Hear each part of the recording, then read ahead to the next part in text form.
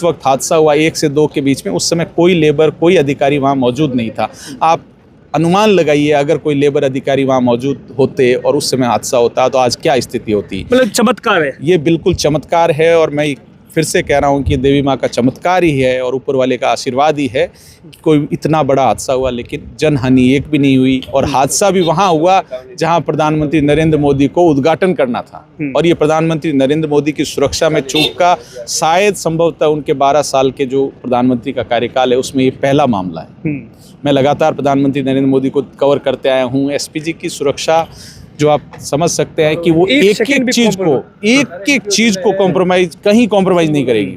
SPG का ये होता है प्रोटोकॉल कि वो प्रधानमंत्री के आने से पहले सारी चीजें अपने हाथ में ले लेती है। तो यहाँ भी एसपीजी आ चुकी है और एसपीजी के लिए भी अब बड़ा गंभीर सवाल है कि इतना बड़ा हादसा हुआ तो 1 से 2 के बीच वहाँ पे कौन था, कोई था या नहीं था। क्योंकि 1 से 2 बीच आप ये समझिए कोई काम नहीं कर रहा था वहाँ, तो यह हादसा हुआ कैसे, बड़ा सवाल है। फिर अगर कहते हैं कि क्योंकि रिफाइनरी नई है, जिस जगह जिस प्लांट में हादसा हुआ है वो प्लांट भी नया है, तो क्या उसे लगाने में भ्रष्टाचार हुआ? क्योंकि भ्रष्टाचार की शिकायतें यहाँ लगातार आई हैं। लगातार यहाँ बाउंड्री निर्माण से सांसद साहब कह रहे हैं कि अनस्किल्ड जो कंपनियां हैं, नई नई कंपनियों को काम के दबाव में, अनुभवहीन कंपनियों को काम देने का आरोप लगातार उम्मीदवार हम यहाँ ही नहीं पार्लियामेंट में भी उठा चुके हैं।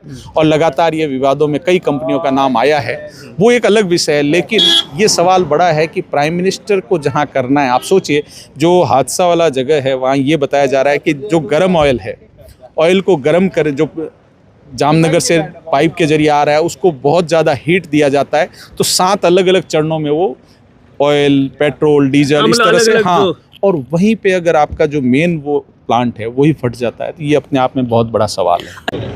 अब देखिए रिफाइनरी के अंदर पीएम मोदी का दौरा है वो स्थगित हो गया है, लेकिन आप सोचिए रिफाइनरी की जो शुरुआत से कहानी रही है वो हमेशा कुछ न कुछ होता रहा है, चाहे उसे आप विवाद का रूप दे दिए।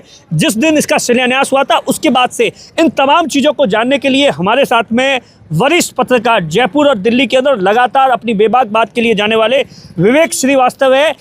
इनकी आपकी जानकारी के लिए मैं ये बता दूं, विवेक जी यहीं पचपदरा के रहने वाले हैं। इन्होंने रिफाइनरी की जर्नी को बहुत करीबी से देखा है, तमाम चीज़ों को लेकर।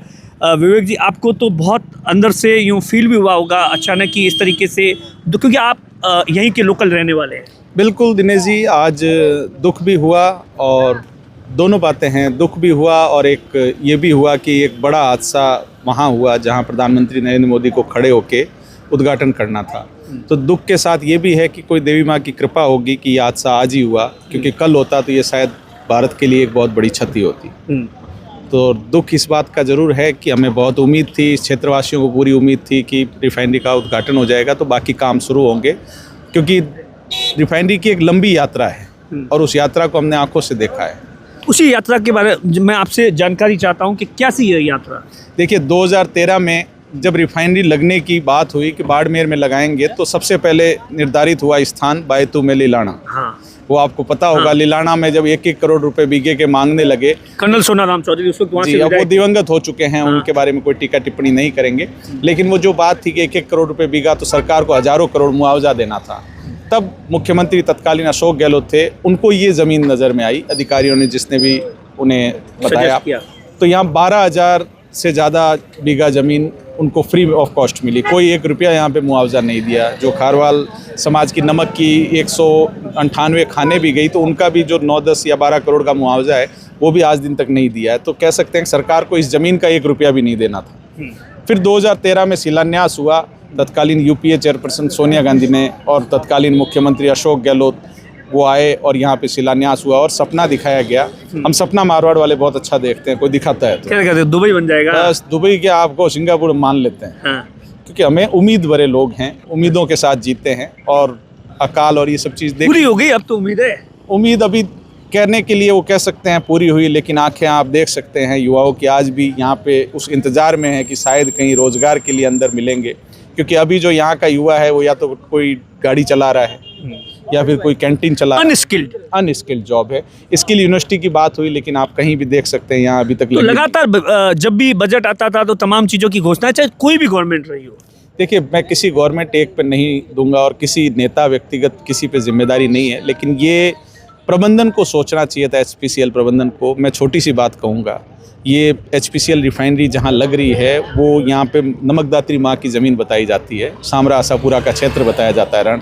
मैं आपसे दावे के साथ कह सकता हूँ कि अगर इस रिफाइनरी वालों ने CSR फंड से 1 रुपया माता वो तो मैंने देखा, कल मैंने उनका इंटरव्यू 1 रुपया, हाँ मैं 1 रुपया वो इसीलिए। अच्छा ये बताइए कि जैसे शिलान्यास हुआ था तो उसके बाद में विवाद चलता रहा, कोई कह रहा सब पत्थर ले गए, उसके बाद में प्रधानमंत्री जी आए 2016 के अंदर, फिर एक टाइम लाइन 16 के अंदर, शिलान्यास 16 के अंदर हुआ, 18 में। अच्छा मैं तारीख याद है। अच्छा सुबह 2013 में शिलान्यास सोनिया गांधी करती हैं। हाँ 2013 से लेकर 2018 तक हाँ कोई काम नहीं होता है यहाँ। यही शिलान्यास हुआ था, अपन खड़े हैं जहाँ इसके पीछे। उस वक्त भी सभा हुई थी, बिल्कुल सभा हुई थी, सोनिया उस वक्त गांधी। क्या तय हुआ था कि कब होगा उसका उद्घाटन? उस वक्त ये तय हुआ था कि 5 साल में रिफाइनरी बनेगी, 42,000 करोड़ की प्रोजेक्ट है, ग्रीन रिफाइनरी होगी, एशिया की सबसे आधुनिक रिफाइनरी होगी, पेट्रोकेमिकल कॉम्प्लेक्स 7 लगेगा और पचपदरा दुबई बनेगा और ये पूरा क्षेत्र दुबई बनेगा। ये सपना फिर कोविड आ गया। 13 से 18 के बीच कुछ नहीं हुआ। कई नेताओं ने सवाल उठाए कि हमें हिस्सेदारी भागीदारी बराबर नहीं मिल रही है। कई उस वक्त तो यहाँ जो ज़मीनों का कामकाज कर रहे थे, जिन लोगों ने 13 में ज़मीन ली थी, फिर उनके तो और ज़्यादा दिक्कत हुई। बिल्कुल 13 से 18 के बीच कई लोगों को आत्मदाह करने की हालत हो गई थी। हाँ। ये एक सत्य है, क्योंकि ज़मीनें 13 में भाव एकदम बढ़े। कई लोगों ने यहाँ पे स्वप्न, उस स्वप्न को मैंने कहा ना कि उम्मीदें पाल लेते हैं और स्वप्न देख लेते हैं, दुबई मान बैठे और धड़ाधड़ खरीदी। लेकिन 18 तक जब कुछ नहीं हुआ और इधर नेताओं के बयान आते थे हिस्सेदारी, हालांकि देखिए भागीदारी हिस्सेदारी वाली कोई बात रिफाइनरी में होती नहीं है। अब आज आप बताऊं, उसी सवाल को मैं वापस दोहराता हूं कि जो नेता कह रहे थे भागीदारी और हिस्सेदारी हमें इतनी कम मिली है, तो भागीदारी और हिस्सेदारी में घाटा भी साथ आता है। आज ये जो जला है इसका नुकसान आप ये अशोक गहलोत जी कहते थे कि बोले ये बिल्कुल ये आकलन, अगर मैंने उनका इंटरव्यू भी सुना था तो वो कह रहे थे कि बोले ये एचपीसीएल का काम है, उसमें घाटा भी होगा तो होगा, ये कंपनियों भागीदारी। जो मेरे सोर्सेज का कहना है वो ये कहना है कि आज जो नुकसान हुआ है वो करीब 3,000 करोड़ का है। अच्छा 3,000 करोड़ रुपए। 3,000 करोड़ की 24% हिस्सेदारी राजस्थान सरकार के खाते में दर्ज होगी। हाँ तो केवल ये खर्चा तो बड़ा नॉर्मल है, लेकिन 3,000 करोड़ का अगर घाटा हुआ है, जो बड़ा हादसा हुआ है, तो उसमें भी तो हिस्सेदारी आएगी। रिफाइनरी में हिस्सेदारी की कहीं ऐसी चर्चा होती नहीं है, क्योंकि असम में एकमात्र रिफाइनरी है पूरे देश में जहाँ पे स्टेट गवर्नमेंट पार्टनरशिप में है। लेकिन उसको मुद्दा बनाया गया और लंबा खींचा गया। 18 में फिर जब चुनाव आने वाले थे उससे ठीक पहले जब ये रिफाइनरी का मुद्दा बड़ा उफान पे आ गया, इस बीच अशोक गहलोत और हरीश चौधरी, मदन प्रजापति ने यहाँ से यात्रा भी निकाली थी। मैंने उस समय राजस्थान पत्रिका में था, मैंने कवर की थी वो यात्रा यहाँ से जोधपुर तक। उसके बाद में 18 में जब ये दबाव बनने लगा सरकार के ऊपर, तब कार्य प्रारंभ के नाम से प्रधानमंत्री नरेंद्र मोदी ने वापस काम शुरू कराया। 18 से कह सकते हैं कि रिफाइनरी का काम शुरू हुआ। फिर कोविड आ गया। उसके बाद अशोक गहलोत ने इसको ड्रीम प्रोजेक्ट के रूप में लिया। अशोक गहलोत लगातार मॉनिटरिंग करते थे, 2-3 विजिट किए। उसके बाद भजनलाल शर्मा। अच्छा क्या बदला है? अच्छा ये तो ठीक है, ये बात क्या बदला है यहाँ? कैसे मतलब होटल्स वगैरह कैसे क्या कुछ चेंज हुआ है यहाँ पे? चेंजेस का अपन बात करें तो मैं आपको यहीं से बात करूं कि ये सिंधियों की ढाणी है। यहाँ इब्राहिम जी हुआ करते थे, अब वो इंतकाल हो गया उनका, लेकिन मुझे याद है कि हम लोग कभी कभार आते थे, महीने में 2-3 बार कभी मंदिर दर्शन करने जाते थे, तो वो कहते थे कि यार तुम लोग आते ही नहीं हो, कोई मेरे इधर चाय पीने ही नहीं आता है। वो एक सुनसान एक ताज मदीना होटल नाम से यहाँ एक होटल चलाते थे और दिन की ग्राहकी मुश्किल से, मुझे जहाँ तक अगर मैं जानता हूँ उस समय तो 400-500 रुपये बड़ी मुश्किल थी। हाँ इस रोड के ऊपर भी ये दिक्कत रहती थी कि साल में 4 महीने हैं वो पानी की वजह से खराब भी रहती थी। बाड़मेर जाने वाले लोग पचपदरा रुकना प्रेफर करते थे, इन लोगों के होटल पे कोई रुकता नहीं था। लेकिन आज आप देखिए, अगर पचपदरा इस पूरे क्षेत्र में सबसे ज़्यादा फायदा हुआ तो इनको हुआ। यहाँ कोई ज़मीन लेना नहीं चाहता था, अब ये लोग यहाँ के मालिक हैं। आज मुझे जहाँ तक अगर पता होगा तो एक दुकान का 10,000 भी किराया आता है, तो 30-30, 40-40 दुकान है। पचपदरा तक भी फ़ायदा हुआ, बालोतरा में फ़ायदा हुआ, आसपास क्षेत्रों की ज़मीनों की कीमतें बढ़ी, मकान के किराए लोगों के अच्छे आए, मकान बन गए, गाड़ियों के किराए मिले, गाड़ियाँ आ गई, तो देखिए आर्थिक तरक्की हुई है, इसमें कोई दो राय नहीं। लेकिन एक जो समस्या थी कि यहाँ लोगों को स्किल्ड के बारे में कोई भी कंपनी ने कामकाज नहीं। बिल्कुल, देखिए स्किल के बारे में न दिया ज्ञान किसी ने, न दिया किसी ने ध्यान, दोनों बातें, न किसी ने ज्ञान दिया न किसी ने ध्यान दिया, तो हम अनस्किल्ड ही हैं। अब हमारे साथ स्थिति ये है कि हम कहीं जाएं काम मांगने तो वहाँ पे केवल हमारे साथ बात भी नहीं की जाती, इसलिए नहीं की जाती है वो कहते हैं नहीं आपके पास अनुभव कहाँ है, और ये सत्य है, अनुभव है नहीं। और सिखाने की किसी ने प्रयास किया नहीं, किसी ने इस पे ध्यान दिया नहीं।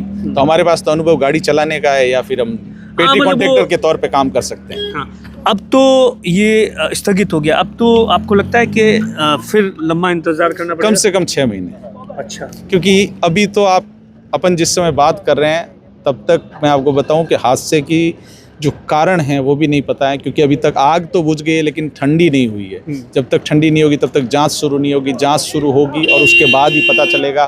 तो आप सोचिए उसके बाद ये पूरा जो स्ट्रक्चर है वो खुलेगा, फिर ये जो मशीनें हैं वो वापस विदेश से आएंगी। अभी हारमुज वैसे ही बंद चल रहा है, तो वो आएंगी, उसके बाद कम से कम अगर बहुत तेज़ी से सरकार प्रयास करेगी तो 6 महीने। पेट्रोलियम मिनिस्ट्री ने भी क्लियर कर दिया है कि थोड़ा समय लगेगा। प्रधानमंत्री के दौरे को रद्द करने की सूचना के साथ उन्होंने भी ये स्पष्ट कर दिया है कि समय लगेगा।